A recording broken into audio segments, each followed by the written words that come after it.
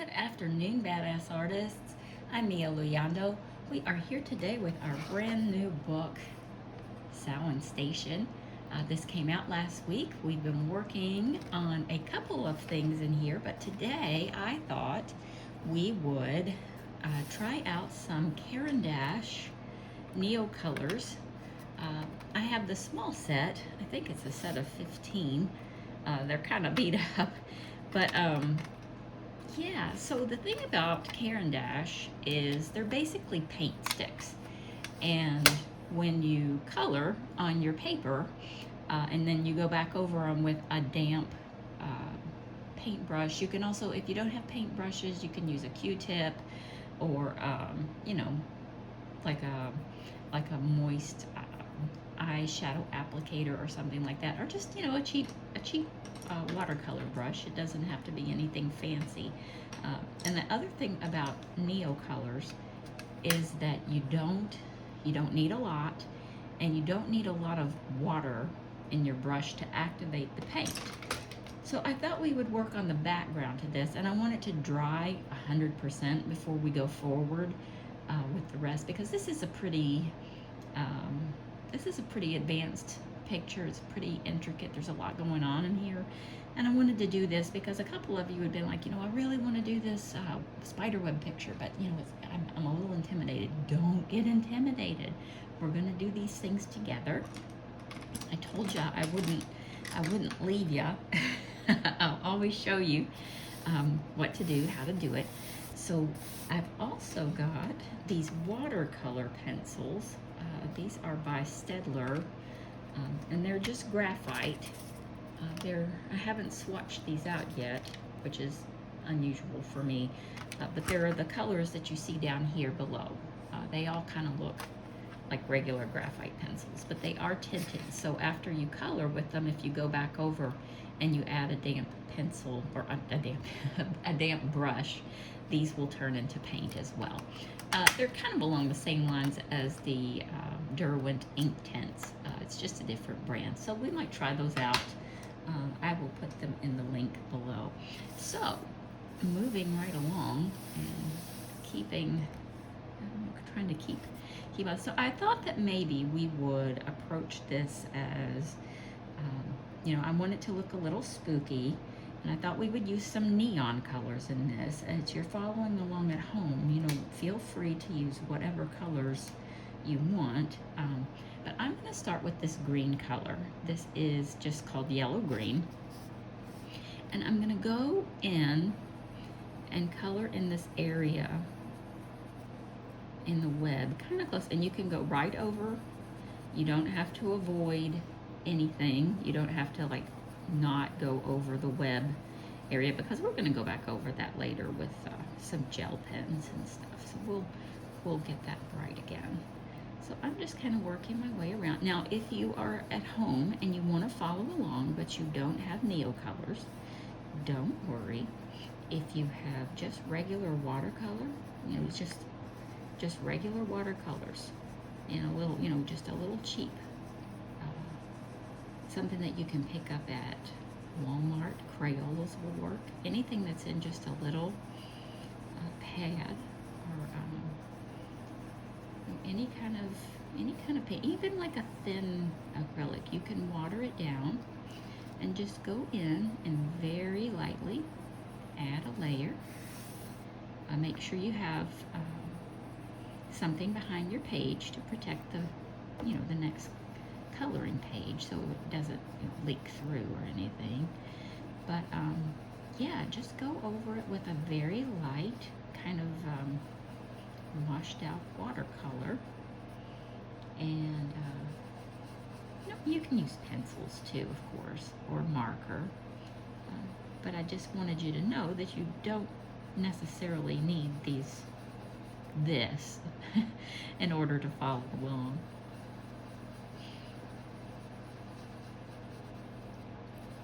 And I do have some paints that we're going to be experimenting with in this book. Let me grab them while I'm thinking about it.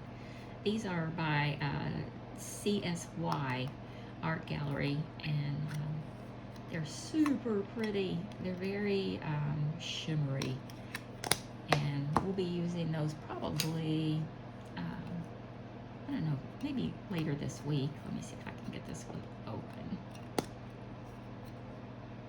The pink. I've got 4 of these, and they're all absolutely gorgeous. I want to get some more, but at the moment, these are the ones I have. I kind of have this pretty gold set. You can tell I've used them too. And the green. So yeah, we'll be using these later in the week. I can add a link to those as well if you're interested. But getting back to our little project here, I digress. Sorry about that. You don't need to have the CSY Paints either. If you've got, like I said, markers or just your own set of paint, you can follow along with any of that. So I'm looking forward to that. I thought we would just go ahead and jump in with these. We've talked about them a few times, and they're a lot of fun to use. I really don't know why I don't, use them more often, but I think I say that a lot.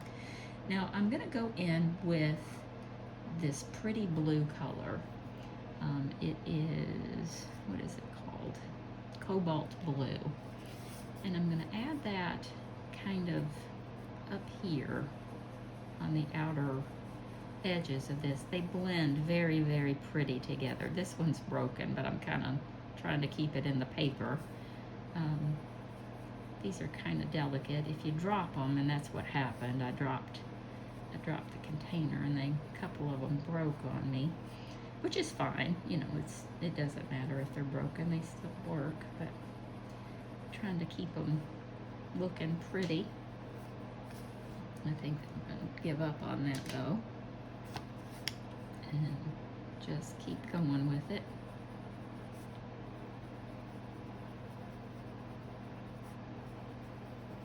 And just kind of going around the outer edges. And you'll see when we go in with the brush how pretty these blend together.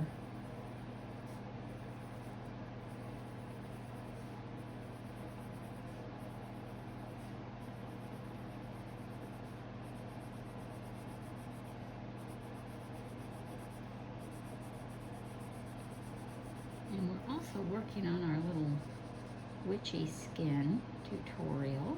Hopefully I can get that one out for you today or tomorrow.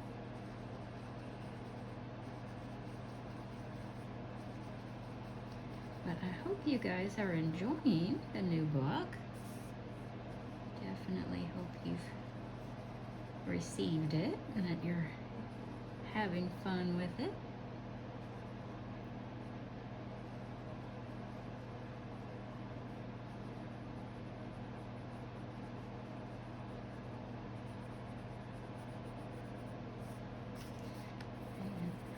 These two. How did that happen? Okay, and I'm gonna actually add just a little bit of this dark green as well, and this one's called Emerald Green. I'm just gonna kind of put it here and there. I'm not gonna overwhelm it. Just kind of a little bit of a transition color here.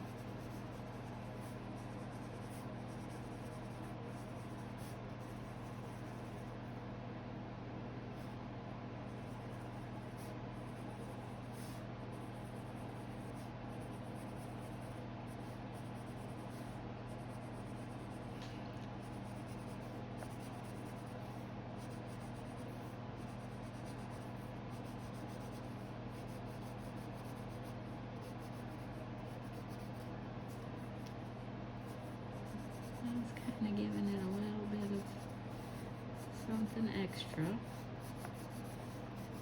right in here. Now I'm going to take this piece of just cardboard. It was a back on a sketch pad that I had, and I'm just going to put that right in the back, right behind it, so that the water from the brush isn't going to soak through. Now this is just a regular mop brush. This is a number 4. and I think I was talking about this on another video, the numbers are the size. The bigger the number, the bigger the brush. Like this is a number 6, and you see how it's just a little bit bigger? And this is a 10. I don't know where my 8 is. Do I have it right over here? Yeah, there's the 8. You can see how they just gradually go up. It would help if I kept it on camera. And there's the 12. So when you're shopping for brushes, if ever you're shopping for brushes in the future, and you see these numbers, the bigger the number, the larger the bristle of the brush. So that's just something for you to keep in mind, just something extra to know, a little extra art knowledge there if you didn't know that already. Now I'm gonna just kind of very, it doesn't take a lot. I'm taking the excess water out of here, and I'm just very gently adding that moisture, and you'll get a feel for them. You know, as soon as you start working with them, you'll be like, oh, that was a little too much water. I didn't need that much. It just needs to be damp. I don't know if any of you all remember or not, but when I was a little kid, and I'm 53, so I know some of you out there are about the same age as me.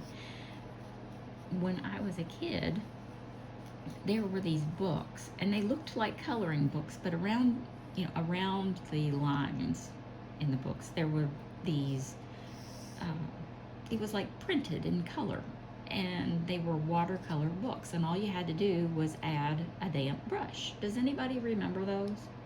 And I was obsessed with those when I was a little kid. I absolutely loved them. My mom would get them for me, and I was just, you know, I would just work every single page from beginning to end, every single one.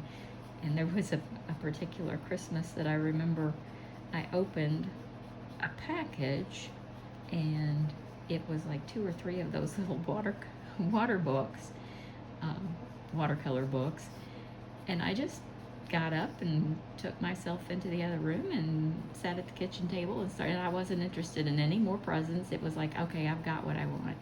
I don't care what else is underneath. And I was little. I mean, I was like 6 or 7 years old. But I feel like these, you know, the NeoColors, I feel like these must be, you know, some version of what was used in those books. You know, it was like those books were printed with this stuff. You know, just add water and it turns into paint. But I was just curious if anybody else remembers those books. I loved those things. They were like little activity books for kids. I loved them. And you can see how easy those colors just, you know, they just melt under the water and they just blend into each other. There's really not a lot of effort. I prefer these to markers. You have a little more control. These don't streak. And actually, let's turn the page over. They really, I mean, you can see the moisture here, but because the brush is damp and not actually wet, you're not really destroying your paper like you do with some other medium. You know, I mean, markers and stuff. There's a lot of things that we can throw into these books, and we will. I mean, we're going to put all kinds of stuff in these books. We're going to learn how to do paint, and we're going to learn how to do, I don't know, we might cut some pictures out and do kind of like a scrapbooking thing closer to the holidays. But, you know, there's a lot of different, even though this is, you know, inexpensive, kind of cheap paper, it will take a lot of abuse. You just have to know how to approach it. And I know that's a huge complaint for most people. It's just Amazon paper is kind of crappy, and it really, really is.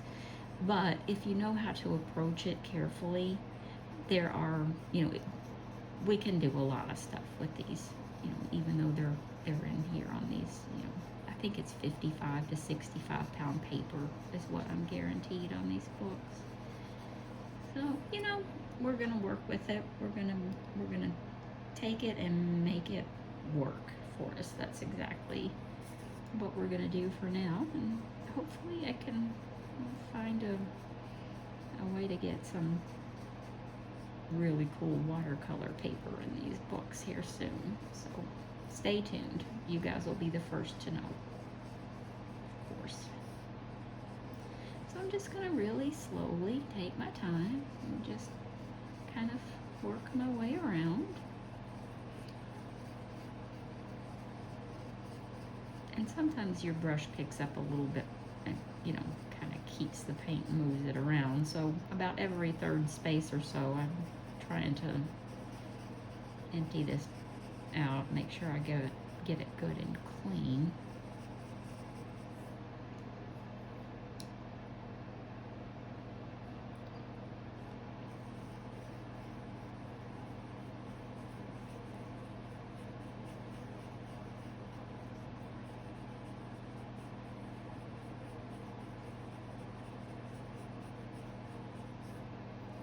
But yeah, I do like these because, you know, markers streak and sometimes they're heavy. You know, they're heavy on the water, they're heavy on the alcohol, and they kind of warp your paper. You have to, you know, sit something heavy on it, and that's fine. That's no big deal. This, you have a little more control about how much moisture is going on your paper. And it's very, very smooth. You know, if you want to go back in and add more, you can, and you don't have to worry about, you know, necessarily the paper tearing or rolling, or, you know, sometimes when you use markers, it starts to destroy the paper. This doesn't do that either. So, you know, I think that it's a fun thing to add to your arsenal if you're looking for some different things to experiment with besides pencils. Now, I also got some, I'm just throwing all kinds of stuff in here today, aren't I? All this stuff, I'm showing you all this stuff. I got some acrylic paint markers. Let me grab them because they're here. This is a really big box, so I'm gonna kind of open it over here and just kind of run it under. But they're acrylic, and that's another thing that's a little different. Acrylic markers are different on coloring paper than alcohol or water-based markers. They don't, as a rule, unless you're just really saturating your paper, as a rule, they will not bleed through.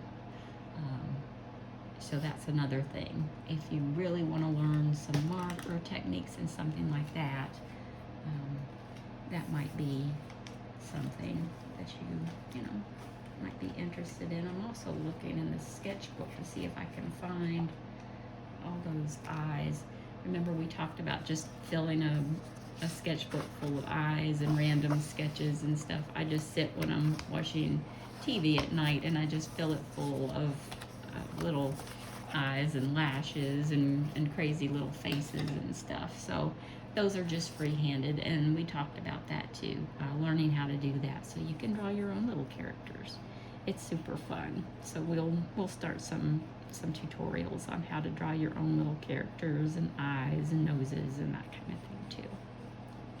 So yeah, you guys just have to let me know what you're interested in when you write to me or leave comments or, you know, send me messages. I'm always happy to know what you'd like to learn next.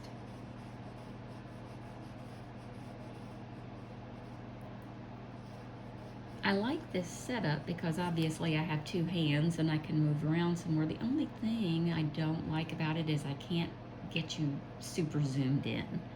But I didn't think it would be that big a deal on this video since we're kind of just, you know, painting. There's really nothing to see close up, techniques and whatnot. So hopefully you guys like this setup.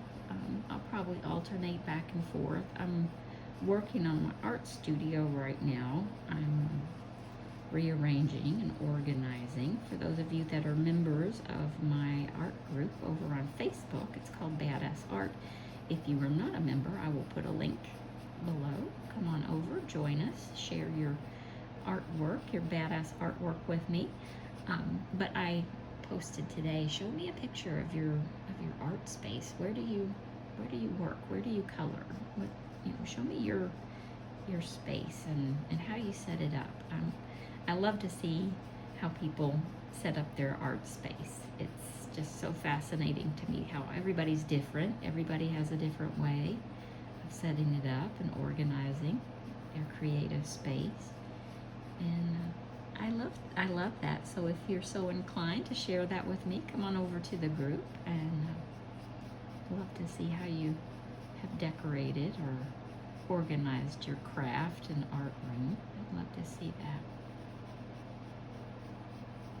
So we are rolling around. We are getting almost there, and I don't want to do a whole lot more on her. I want to let it dry completely, and I'm going to set, even though it's not wrinkled or crinkled or anything like that, I am going to let it sit overnight with something heavy on it, so it'll be nice and flat tomorrow when we come back and start working on her cute little face and all these webs.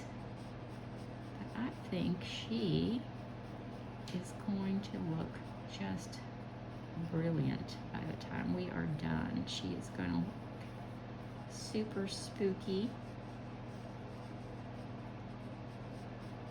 But once we get around to the bottom here, I think we'll go ahead and close for the day,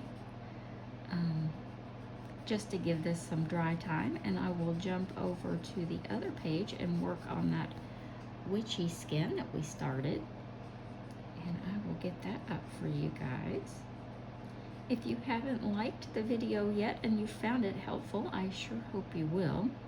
And if you haven't subscribed to the channel, please do. I try and upload 3 to 4 videos a week, and I try and keep a couple of different projects going. So if you don't like one, hopefully you'll like another, and you can join us, follow along at home. All the products that I use, I link in the description below. I'm not sponsored, but if you do follow the link and you buy something from one of those links, I get a tiny little percentage, and I just buy more art supplies and try them out with you guys. So thanks for joining me today. I will see you next time.